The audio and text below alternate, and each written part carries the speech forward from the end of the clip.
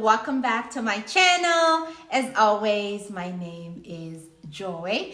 And in today's video, as you can see, I do have a special guest with me. I have my childhood best friend. I'm gonna let her introduce herself. You guys have heard me talk about my American friend, my Kenyan friend. And in today's video, I'm all the way in Kenya, and we are recording this testimony for you. The scripture tells us in Revelation 12:11, they overcame him by the blood of the Lamb and the word of their testimony. So we're really praying that this message will encourage you and strengthen you and anchor your faith in the Lord Jesus Christ, our Savior. I don't want to take up too much time because I want you guys to hear this story. I want y'all to hear this, the doing of the Lord. So I'll give our guest a minute to introduce herself, and then we'll jump right into the video. Hi fam, my name is Millicent, Joy's best friend from childhood. We have been friends for 20 years, right back from primary school back here in Kenya, and then she later left and we were able to reconnect again, and here we are. I'm here to share my testimony and talk of God's doing in my life. All right, welcome to the channel. Thank you. You'll hear me call her Millie. That's my nickname for her.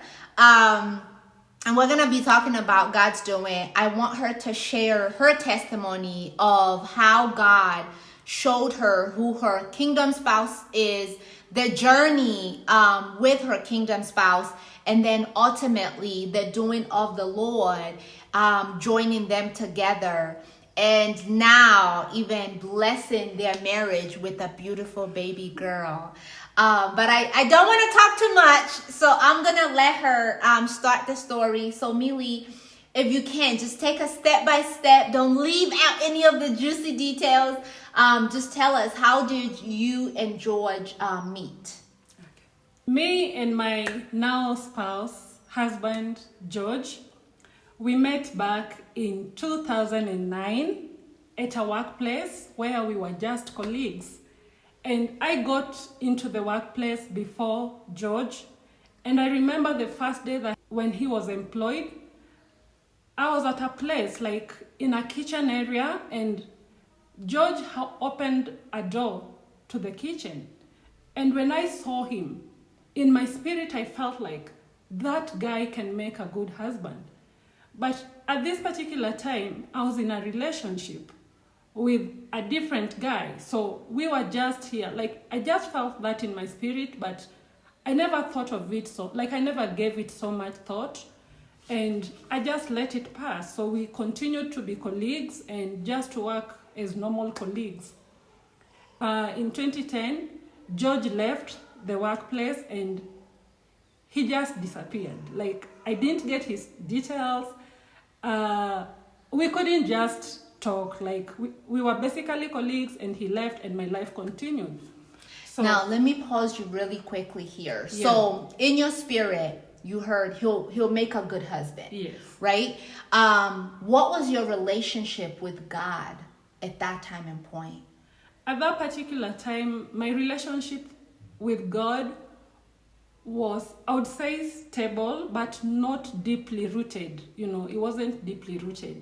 It was, I loved God, I prayed, and I worshipped just like a normal Christian does. So I was not deeply rooted in Christianity. In Christ. Okay. In Christ, yeah.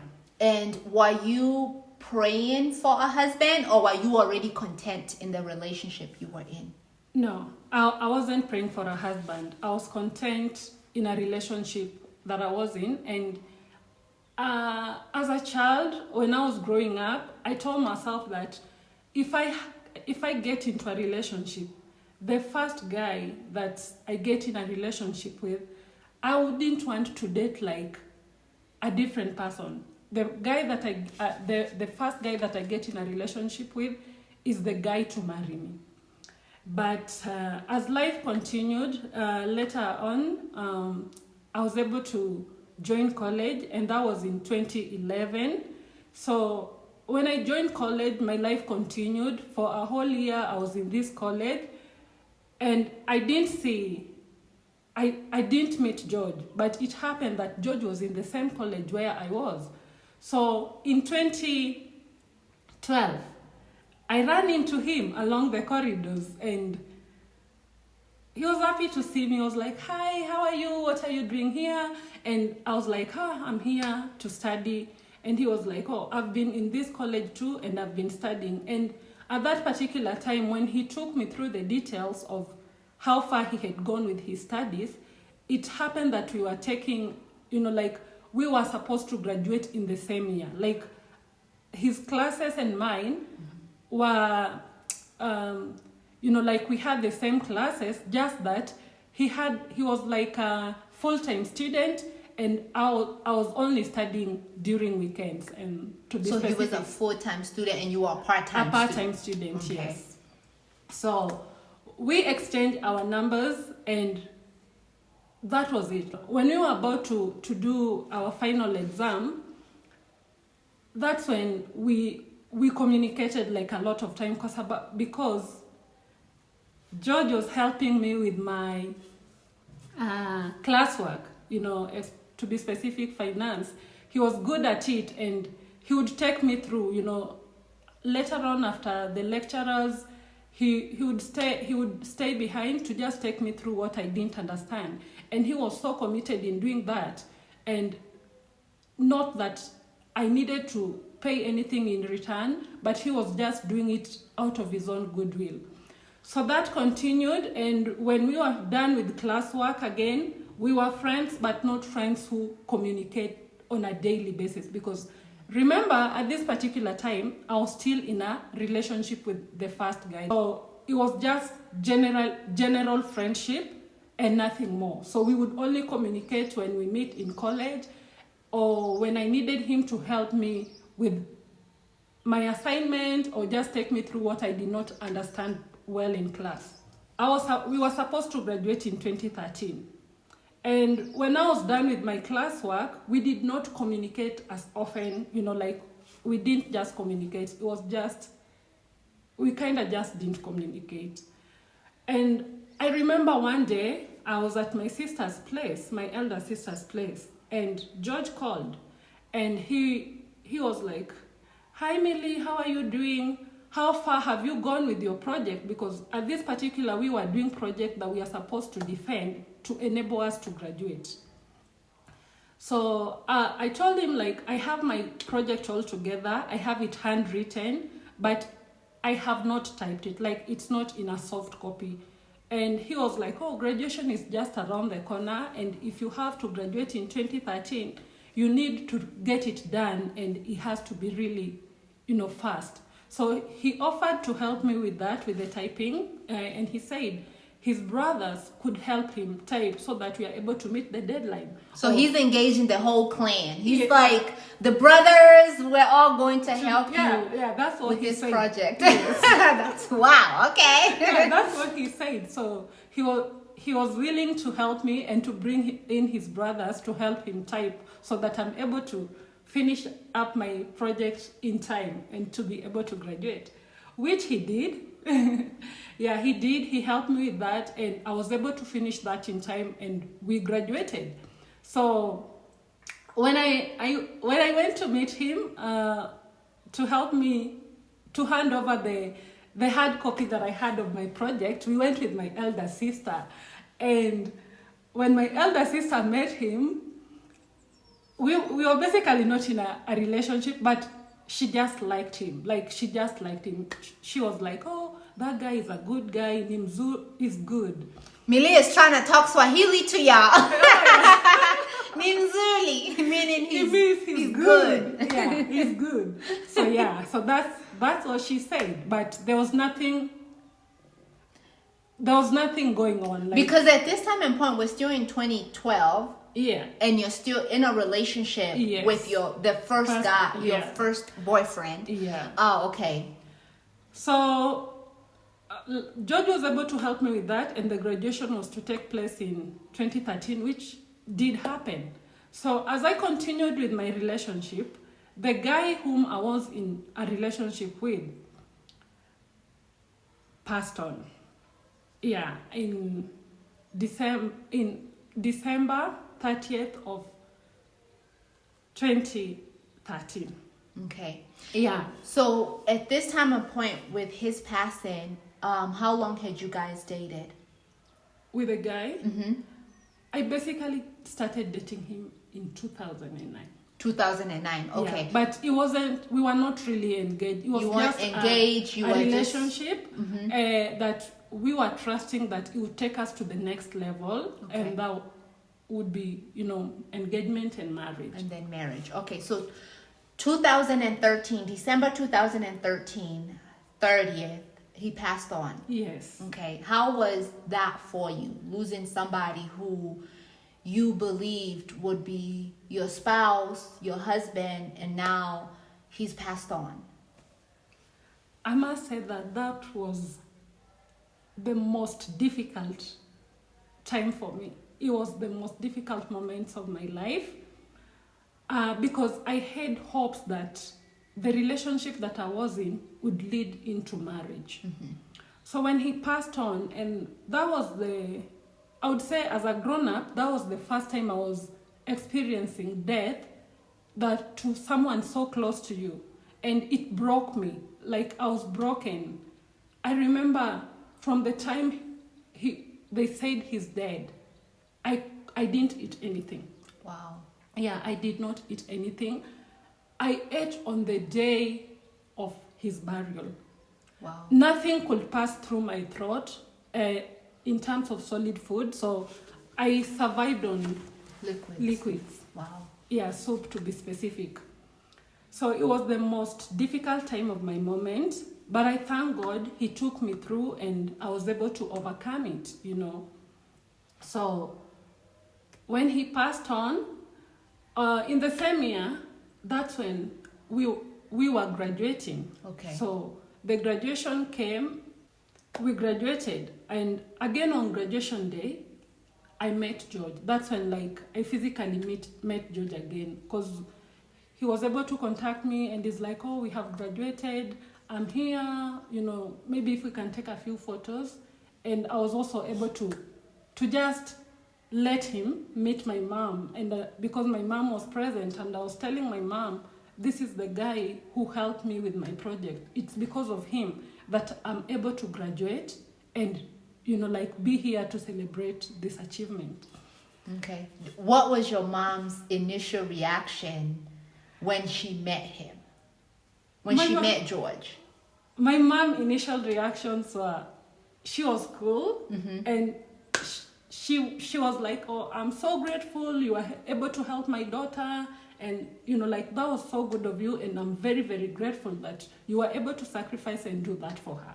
Okay. But she did not ask if you guys were dating or interested. Yeah, okay. Because I had not introduced my mom to the other guy. Okay. Yeah. Yeah. So actually she didn't even know, she only came to know I was dating when this guy passed on. Oh, okay.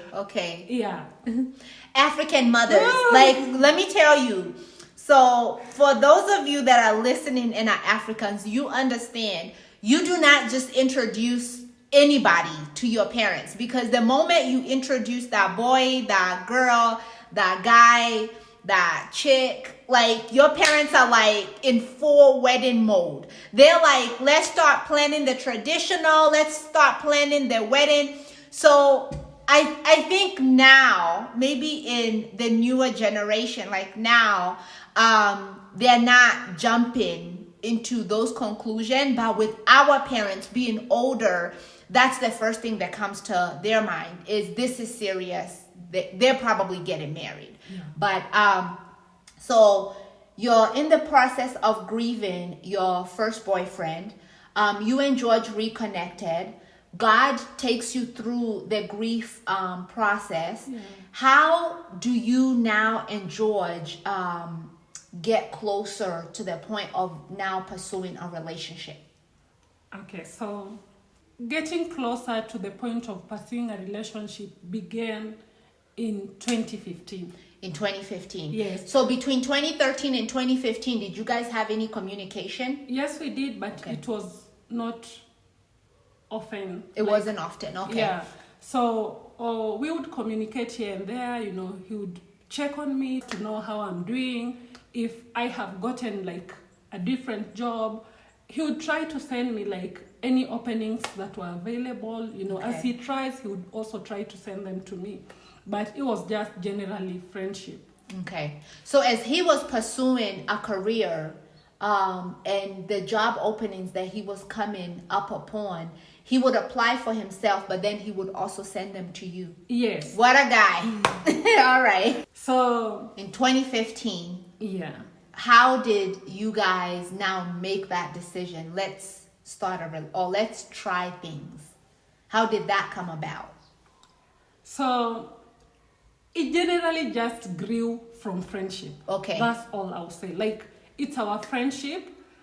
And in 2015, we started like talking, you know, like sharing personal information, you know, like just getting to know him better and him getting to know me. Like, we would talk a lot and just general talks, getting to know him getting to know me. But he hadn't like told me like he's interested. Yeah.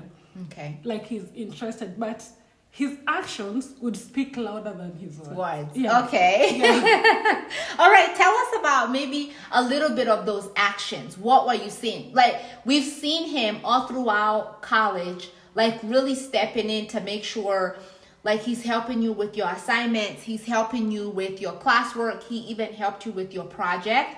But what are the other actions now in 2015 where you're like, okay, I can tell this guy is interested?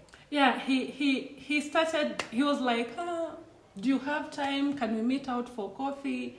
You know, like he started such conversations. Okay. And he always tried to find out when I was free so we could hang around. Okay. And at this particular time, he wanted us to hang around more. Okay. Yeah, and like before. And at this particular time, I had already shared with him that I was in a relationship before, and the guy passed on. Okay. Yeah. So he started like, you know, can we hang around? Do you have free time? We go out for coffee. You know, I just want to get to know you better. Now, when he says, can we hang out? Are those first initial words that you heard in your spirit, he'll make a good husband, he'll make you a good husband?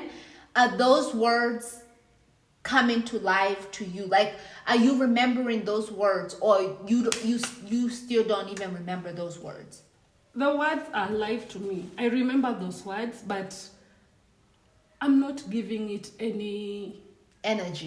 Yeah. Okay. They're still with me, but I'm not giving it any energy. Okay. Because at the back of my mind, I have just lost someone who was close to me. Okay. And I feel like I've not even healed. Yeah, okay. I've not even healed because I was still mourning. Okay. But I would say that he was also helping. Talking to him made things easier, better for me. Okay. Yeah, and the way he was treating me too, it made me feel like this guy there's something special about him.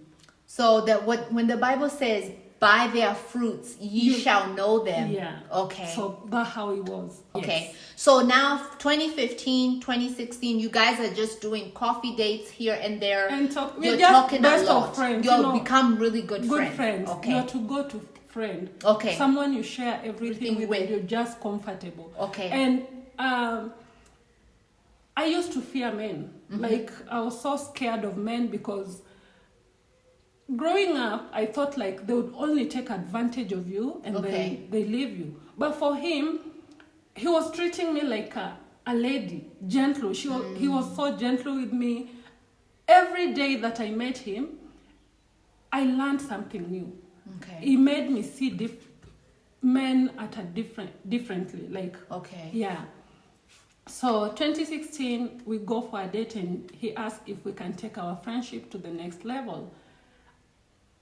I can't tell if I was 100% ready for this, but I agreed to give it a try. I said, yeah, let's give it a try, because one thing, he had been so good to me, and even looking at his personality and the way he treats me, it still was clear to me that indeed this guy would make a good husband. Okay. Yeah. But here is where the challenge was. Back here in Kenya, we have different tribes. So I come from a Luo tribe. That is a tribe that comes from Kisumu. And George is a Kikuyu. So that's where there's a little bit of challenge, because over the past years, if you guys can remember, in Kenya back in 2007, we had like a post-election violence. And around that time, these two tribes, for the longest time, these two tribes have not been close. And maybe I can add a little bit of light here, because I know in Africa, we usually have a lot of different tribes, right? So in Kenya, we have two dominant tribes, that being the Kikuyu. I happen to be a Kikuyu, and Mili happens to be a Luo. And these two dominant groups were basically incited by the candidates that were running for presidency in 2007 to basically kill each other. If you guys have seen the movie Hotel Rwanda, you have probably seen the Tutsis and the Hutus, where in Rwanda it was like a massacre where these two tribes were just killing each other. In America, I would equate this to basically the tension between the blacks and the whites, where yes, it hasn't been slavery, but it has been a spirit of confusion and a spirit of separation. And when it comes to these two dominant tribes, now when it comes to our parents, our generation is much more open to having a relationship, being friends, not really caring, just looking at the genuine heart of that person and getting to know them rather than the tribe that they come from, right? So the Kikuyus are known as the entrepreneurs, and the Luos are known for being very educated. So, and I like to give this comparison, and I say President Obama's dad was a Luo, right? So a lot of them are very educated. They actually end up in a lot of leadership positions. And then the Kikuyu, a lot of us are entrepreneurs. We're the ones who start businesses, run businesses. And quite honestly, if we came together as a people and joined, our country, Kenya, will be so far along. But we've had leaders who have incited division, and we've had a spirit of division run over not just Kenya, but over Africa and even over the world. So as we get into this next part where we talk about tribalism, I just want you guys to give grace. This is not us trying to bash someone who was not in a position to accept a different tribe, right? Our parents, our older parents, they've grown up with that tribal tension. But I'll let Mili continue here. But again, we need to give grace. This channel, we're always going to honor parents. We're always going to honor our elders. It's just the simple fact of how that generation was raised, and then not being willing to be open-minded. But I'll let you continue. Yeah. At this particular time, I'm willing to let my mom know that I have somebody who is interested in me, and he is a Kikuyu. So I go right on and I talked about it with my mom, and my mom was not okay with the Kikuyu tribe. That's how they are, like our parents. A lot of times she was like, are you sure this is what you want to do? Are you sure this is the guy you want to go out with? Are you sure this is the one? And as she continued to ask, I insisted, this is him. I have journeyed with him, I have studied him, and I feel like he is a good guy. And for me, it's not about the tribe, it's about the personality, the things that I have been able to see about him that has attracted me to him. The fruits. Yeah, so on George's side, his parents were also not like okay with me being a Luo, and he would say like, oh, my mom said, you're going to Luo side, you have decided that you want to go to the Luos. And, he said yes. And for a long time, because we faced, I will not basically call it rejection, but I would say because they did not buy the idea at initial stage, we had to like take quite a long time, trying to just make them understand that we were serious and this is what we were going for. Were you praying and seeking God's Guidance. Yeah, we were praying, and George was also praying, because a lot of time he tells me that he prayed for our marriage. He prayed for our marriage just as much as I prayed for our marriage. So at this particular time, I was not only facing opposition from my mom, but my aunt, whom I grew up at her place, was also opposing. Like, she was not for the idea of me dating a Kikuyu, because for her, that's not, that's not something that can happen. So we continued to pray, we continued to pursue God at our different places. Like, he pursued God on his own, I pursued God on my own as we continue to pray. But for me, every day, as there could be any reason for me to stay away from him, every time the tribal thing came along, I always got something, the way he would treat me, the way he would handle me, the way he respected me, this is a guy whom he respected me, and he honored your body. Yeah, he did honor my body, and he was willing to wait for me. He wasn't going to do anything that I am not comfortable with.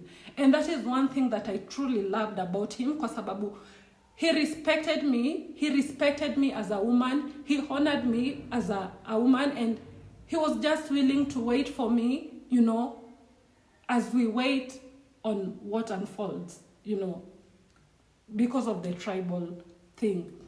But as we continued, later on, our parents realized that we were not willing to let go. I think maybe you've skipped a little too far ahead, because I believe in 2019, yeah, because your parents were not willing to accept, you decided to, I think at that time and point, your mom had partially accepted, yeah, but his parents had still not accepted, and you decided to ask him for a break, to go find somebody from his tribe, and you guys go your separate ways. Yeah. I don't want you to skip the details. We need to know the details. So let's talk about, so you guys introduced yourself to your parents. The parents are really opposing the relationship because of the tribe. And your mom gets to a space where she's like, and we're saying Mili's mom because Mili's dad passed on when she was young.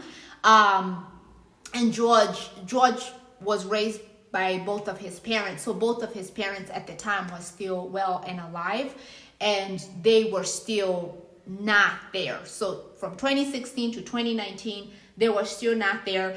And the one thing that I love about George, he was not willing to dishonor his parents. Like, his parents were opposed. His parents were not virgin on this. His parents were still very much in, she's from a different tribe. Why don't you find somebody from your own tribe? And he was not willing to dishonor them, but he was willing to pray and continue to submit this to God. Mili, I know you got tired of waiting, and I want you to tell us how that discussion went and what you decided to do from there. So I remember it was in 2018.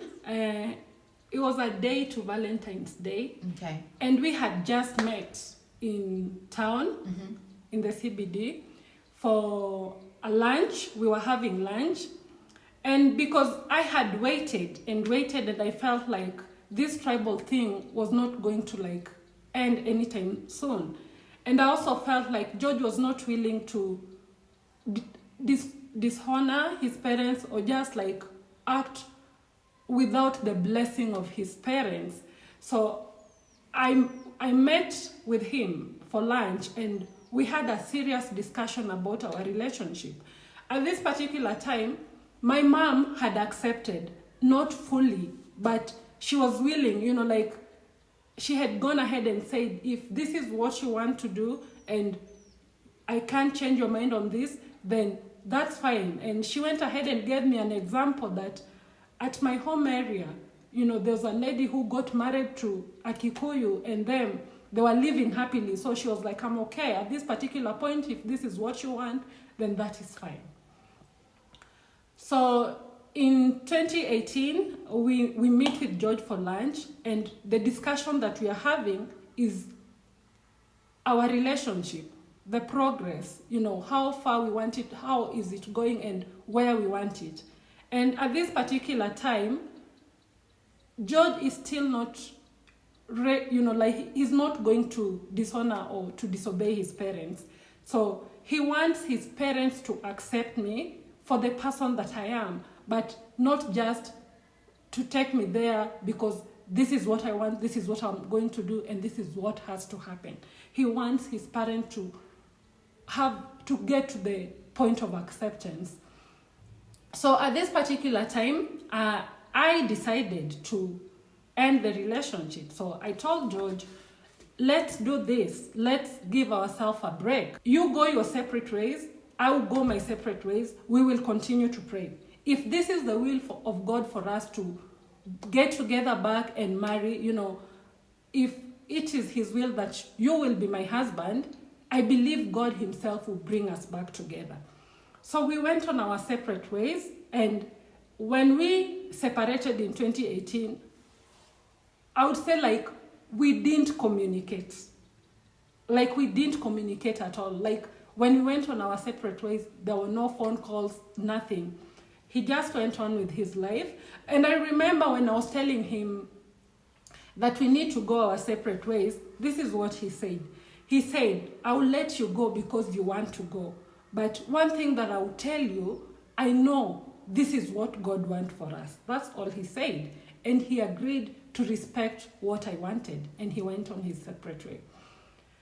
So 2018, the whole of it, we are not communicating, we are not talking, but everybody is praying. He's praying on his own, I'm praying on my own. And at this particular time, I'm not praying to God to help me get married to George. No, I'm not doing that. My prayer is, God, send me somebody who will accept me just the way I am, and a good man who will love me for who I am. So I continue to pray, and around this time, you know, in 2018, December, Joy was in Kenya. And we met and we were praying and we just shared our testimonies and we talked, you know. And her story inspired me a lot, you know, because at this particular time I was feeling like God has left me, you know. Why am I struggling with relationship? And I was like, I was in a first relationship, the guy died. I've gotten in a relationship with a very, very good man that I truly hold dear to me. He respects me. He honors me. He was just so respectful, you know. And I felt like because of our different tribes, we are not able to like just be. And it was at this particular time, you know, Joy shared her story, you know, where she was engaged and then they were not able to get married. And at this particular time, she came to Kenya in 2018 and we met just girls and she shared her story, you know, talking, having to sit down and just talk about it and how God held her and walked her through that journey and how it helped her, you know, even to become the person that she is right now. So we shared, and the kind of faith that she had inspired me a lot. How she believed in God and how she knew that it doesn't matter where I am right now, God himself will fight for me. And when he went back to the US, and when I went back to the US. Yes, when you went back. So I was left here, and it was quite a challenge to me. I was like, my friend who has everything going on well for her, her faith is top notch. Like her faith is up there. And I told myself I need to do better. You know, like in terms of faith, I need to do better. I need to trust God much, you know, more than I was already trusting God, because I'm a Catholic, and if you all understand how as Catholics we have our own doctrine and how we do our prayers and stuff like that. But at this particular time, I wanted to know God at a personal level, to get deeper with God. Remember, George is not on the way right now. It's just me and my God. So I decided to pursue God with everything that was in me. Let me take you a little bit back. In 2011, I used to visit a prayer center, you know, like a prayer center that I would go and stay there for 4 days, you know, just praying, phones off, and just prayers. So in 2018, I decided to even get deeper with that. You know, just ensuring that every opportunity that I get, I am attending the prayers in the prayer center. I'm able to pray, you know, fast, to attend the prayers, and just have personal time with God. So this went on for quite some time. As I was praying, you know, like as I was pursuing God, George was also pursuing God on his own. This I only came to learn about later, you know, after our marriage, you know. Yeah, so he was pursuing God on his own, and I was pursuing God on my own, and just trying to get in a relationship and know God better. So as we separated, you know, like with George, he tried few relationships. I think 1 or 2 that did not work. I also tried 2 relationships. Both the relationship were long distance relationship, but they just didn't work. And I want you to actually, because this is important for you guys to hear this, because now she is getting to a place where she's doing it on her own will, but still engaging God in prayer. And I want you to give us the details, even if it's just the example of one of the relationships where you were trying, the long distance relationship, and how when you prayed about that relationship, what God showed you about the guy. Okay. So like I said, in 2018, my main focus was on my faith, and just growing my faith and knowing God at a personal level. And indeed, God did that for me. Like, I got deeper with God. I knew God in a level that I had not known God. And everything for me was beautiful. I felt like this is the space that I needed to be in. This was in 2019. 2019. 2019. Yes. I was at a space where that was where I wanted to be, and everything felt so good. Everything felt so right. And at that particular time, we were talking with my best friend Joy a lot and praying, you know, like just praying. We would create time, you know, just to pray. A lot of time we did it at 12 midnight my time, and he did it at 4 p.m. her time. We created time just to pray. And we were even involved in prayers and fasting. It was a lot of prayers. So even as we were praying, I tried to get in different relationships, because, you know, remember, the reason why we are not with George, it's because our parents feel like Kikuyu and Luos cannot just marry. So we are giving ourselves grace, and we are like, okay, let's try and see if this is the will of God for us. You know, like if God has a different will for us. So I tried to get in a relationship. And the first relationship that I tried to get in was a long distance. And we were talking, you know, over the phone, just over the phone. But I got to meet this guy one time, And I remember before I would meet any guy or before I would like try to date, I would pray a lot. I would pray a lot. Like I would take it to God and I would tell God, show me your will. Show me if this is the guy for me.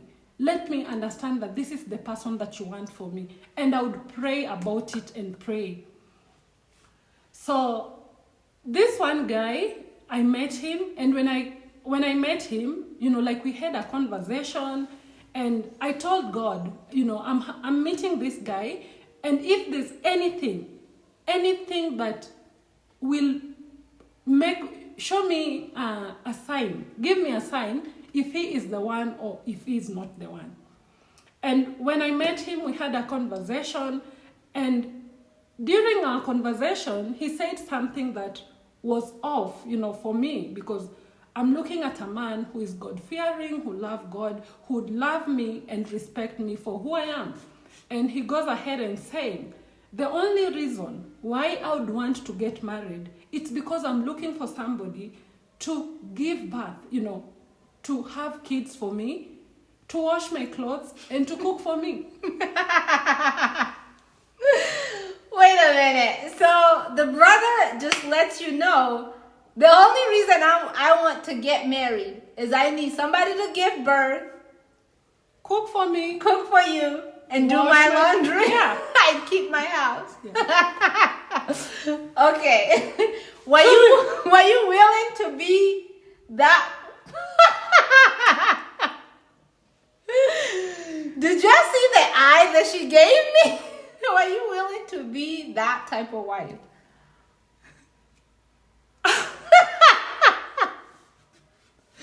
No. To me, that was a shock. You know, it came as a shock to me. I wasn't expecting that. And especially on our first, let me say on our first date. Date. Yeah. So it was a big shock to me. It was a big shock to me. And it made me question, like, what is his perspective of women? How Yeah. does he look at women? Women. For him? How does he value women? And because of that specific reason, for me, I took it as a sign. You know, like that was the sign that God needed to show me that he is not the one. And from that particular time, I let it go. Like we just didn't communicate. Yeah, because I just told him the person you're looking for does not exist in me. That's what I said. Because yes, I know, you know, like we have to be the Proverb 31 woman in marriage. But again, the way he brought it out, the way he said it, and his goals for marriage, they were not matching my own goals. So I just decided to let it go. And then there was this second guy.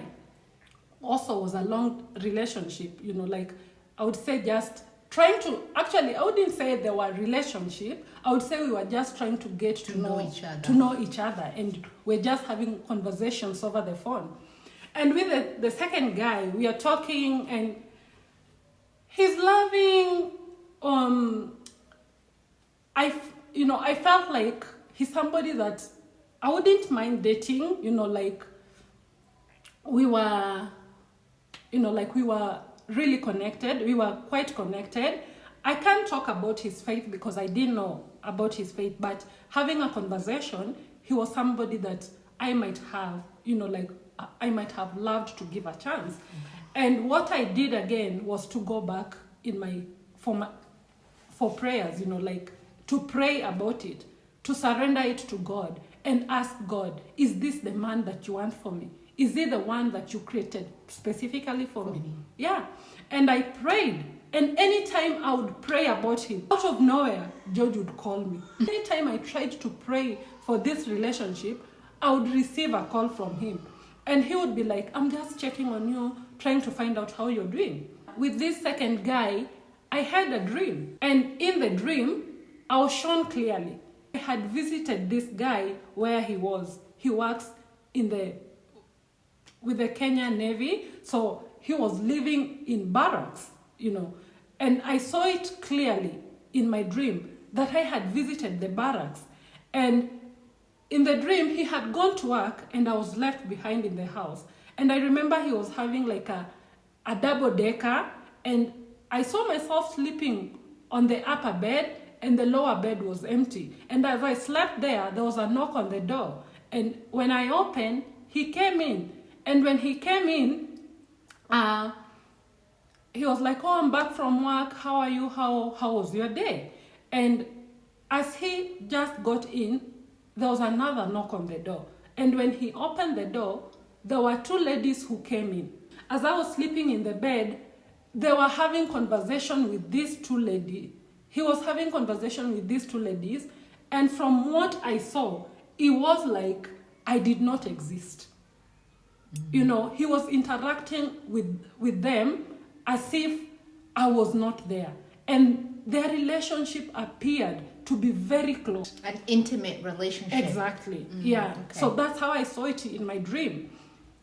And in the dream, I was shown clearly that this guy has two different women, but he's keeping us on the scale, you know, like he's... So it was like a scale where he was weighing Yeah, you. he was weighing us. And because I was praying at that particular time, before I got in before I tried to start any relationship, I was praying and just seeking God and telling God to show me the way, show me the direction that I need to take. And for me, that was a sign, you know, God telling me that there are other women and we are just being weighed on a scale. On a scale, yeah. So for me, that was the sign that I needed. And when I had that dream, I knew that that was God communicating to me about him.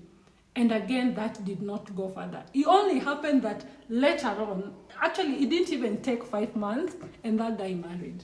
Wow. Wow. So he married somebody else after 5 months. Yeah. Wow. So it was as clear. It was so clear that this was God communicating to me. You. Yeah, if I had ended up like giving him a chance or just trying to have a, you know, like get deep into relationship, yeah, he would have broken my heart, you know. So I thank God for that. So now let's get into, when do you and George reconnect? So in 2019, I'm trying to pursue people, but I'm already getting signs that they are not the one. And remember, I said that as I kept praying about this relationship that I was trying to get into, anytime I would pray, George would call me. Like he would just call out of nowhere to find out how I'm doing. So that was in 2019. In the same year, 2019, December, I remember my brothers had come to visit and just to be with me during the holidays. And I remember this one day I was at work, and out of nowhere, George called me. And when he called, he said, "I'm coming. I want to come and see you." He wanted to come and visit me at my place and see me. And I said, "I'm not home. I'm at work." And he said, "That's fine. Like, it's okay." And then I went ahead and told George, "I have my brothers. They're in the house, and my sisters." And he said, "That's fine. I'll go and meet your brothers. When you move from work, we will meet in town." So for me, I didn't know, like, it sounded a little bit weird, even though he would call just to find out, but I was like, where is this coming from? Yeah. Like, why do you want to come to my house? Like, we haven't been close for a while now. For me, I was like, where is this coming from? Remember, we had given each other space. Yeah. So where is this coming from? Why is it that you're even willing to come into my house? And because I'm not, you know, like I'm not in the house, it's not all about me. You're even willing to meet my brothers. See my brothers, and later on join me, you know, like when I get out of town. So I didn't say no. I allowed him to go home and meet my brothers. And he went home, he met my brothers, he got them few stuff, and then he came. And later on when I was done, you know, like he contacted me and he told me, "I've already gotten in town. When you're ready, when you're leaving work, let me know so that I'm able to tell you where I am." So when my shift ended, I was able to meet him in town. And this particular time, he sounded so decided. Like, he came so sure of what he wanted. He came aware of how the relationship was supposed to run. Like, I saw a different person. I saw a different George, because at this particular time, it was not about his parents, It wasn't about his parents, but he was willing to, like, it was about me and him to fight for our relationship, but not also to disrespect his parents. Yeah, just to make sure that I'm not letting you go ever. And I remember as we were having conversation, he was talking to me about how his life had been, and he said, now more than ever, I'm sure you are the one for me. Yeah, he said that, like, now more than ever, I'm sure you are the one for me. And he said, like, I have tried to date other ladies, but even in them, I haven't met any character that matches your own. Yours. Yeah, that's what he said. And from there, like from 2019, when we met, we talked and we agreed to give ourselves like a second chance. But this time we were going to do it differently. He was going to continue with his prayers, and I'll continue with my prayers. With your prayers. Just to be sure that he is truly, truly the man that God wants me to build a home. Like, he is the husband that God ordained and created for me. For me. Yeah. For you. Yeah. I think I want us to pause here for just a quick break, and then we will continue with the second part of this video, and give you a conclusion as to how God finally brought them together and gave them their kingdom wedding and kingdom marriage. So stay tuned and we will be back.